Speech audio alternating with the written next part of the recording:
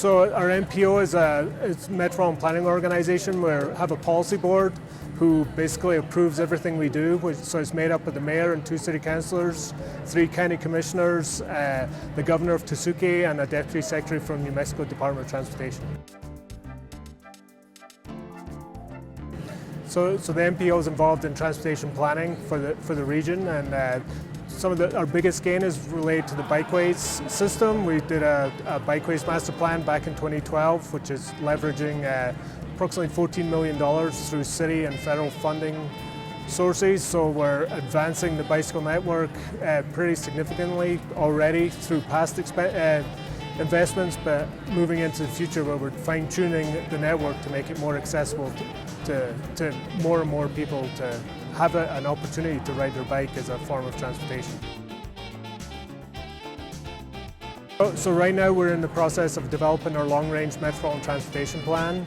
Every 5 years we have to do an update of that plan, so we've got one due in June of 2015. So our major focuses right now are on public transit and pedestrian master planning, which will ultimately be incorporated into our long-range transportation plan along with the bikeways planning I just mentioned and our roadways planning, so that we have a comprehensive transportation system. So as we move forward, people have options, so they don't have to just jump in their single occupancy car and use alternate modes of transportation. Yeah, our ultimate goal is just making those options available to people. So, we're never going to capture 100% of people wanting to bike to work or to their recreational things, but so just giving people options, if it's by bike or transit or walking or even by car, but giving them opportunities to carpool or other things. So our ultimate goal is just creating an integrated transportation system that covers everyone's potential choices.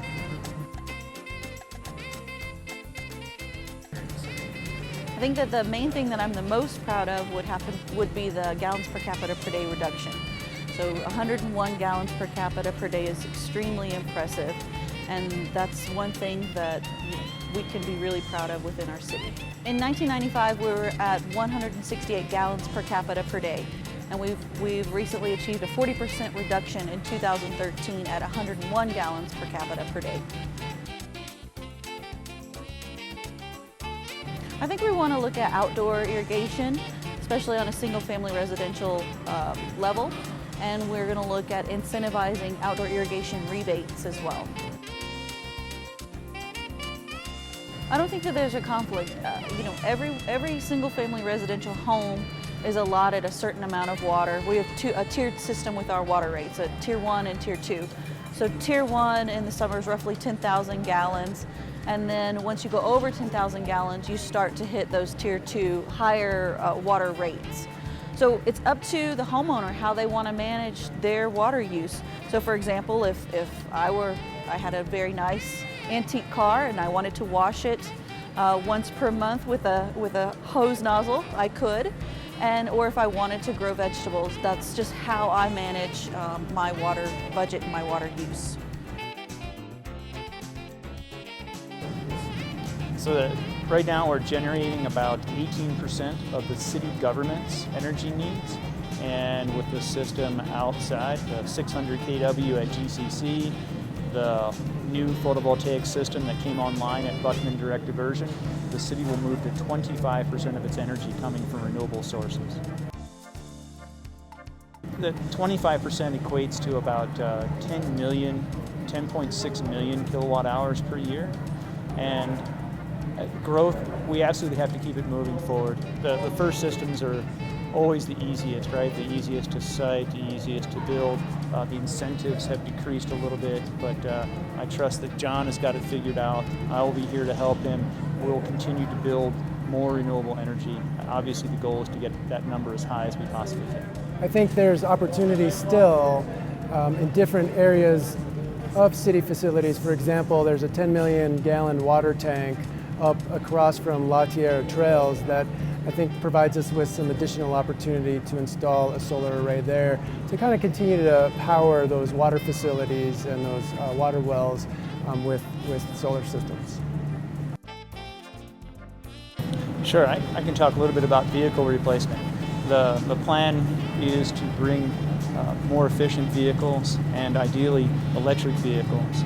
As an example, the Water Division is going to pick up 2 new electric vehicles, full electric vehicles, and in lieu of using larger trucks to take meter readings for the water meters, we'll actually have an electric vehicle go from site to pull those readings. It'll be, much better for the environment not to have that vehicle idling, much better efficiency, and of course, we're building a new renewable energy system, a PV system at the Water Division, so those vehicles will plug directly into that. That energy will come from a clean, renewable source. And we've actually been working with PNM actually to site where those charging stations would go around the city, and then we are going to be installing those fairly quickly, probably over the next 3 months. And one of the things that we've discussed with PNM is, can we explore an electric vehicle car sharing program, kind of like a Zipcar in other cities, but ours would be a car share with electric vehicles sited at those charging stations around town to provide accessible and affordable transportation for people throughout Santa Fe. So hopefully that will come online. We're doing a lot of research in that area. It could take up to a year to get that kind of figured out. So one of the things that the mayor has directed us to take a look at is simply, can the city own and install and maintain its own community solar facility? What would it take for us to do that? Right? So he's directed us to look into that research, take a look at working with others from either within Santa Fe who are experts in renewable energy and community solar arrays themselves, and to also put out an RFP to call for that expertise, so then we can work together to figure out what are the real challenges behind installing a city-owned community solar array.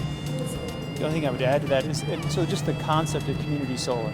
So many people can't actually put the PV systems or the renewable energy on their roof. Maybe they're in historic and it's difficult to site. Maybe they live in an apartment, or elderly, they don't want anything on their roof. And so this is a way that the renewable energy would be sited within the town. It would provide energy, feed energy back to the grid, but you as a homeowner and you as an owner or owning panels or shares in that community solar system would receive some kind of benefit from that. And the beauty of the community solar announcement from the mayor today is that he specified that he wants to dedicate 20% of a community solar array to low-income families here in Santa Fe. So then that way we're getting solar energy into the hands of those that can really least afford it. And that's really kind of the true definition of community solar, if you will.